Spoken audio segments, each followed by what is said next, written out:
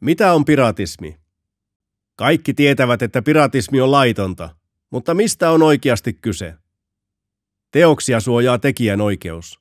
Se tarkoittaa, ettei teoksesta saa valmistaa kappaleita, eikä sitä saa saattaa yleisön saataville ilman oikeudenhaltijan lupaa.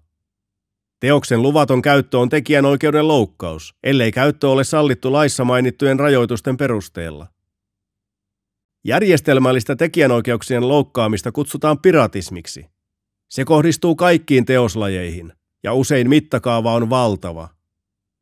Vaikka piraattipalvelu olisi ilmainen, sen ylläpitäjät voivat takoa suuriakin mainostuloja maksamatta korvauksia oikeudenhaltijoille. Järjestäytynyt piratismi on siis talousrikollisuutta.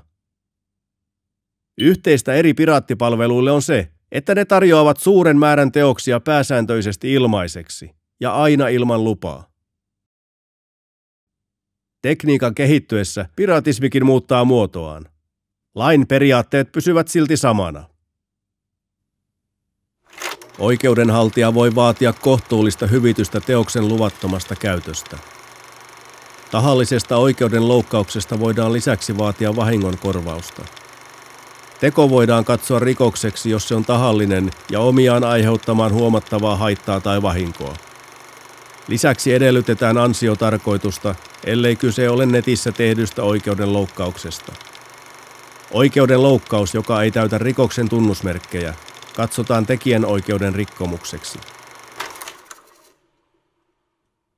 Onneksi teokset ovat nykyisin helposti saatavilla myös laillisista sisältöpalveluista, ja apua piraattipalvelujen tunnistamiseen on tarjolla.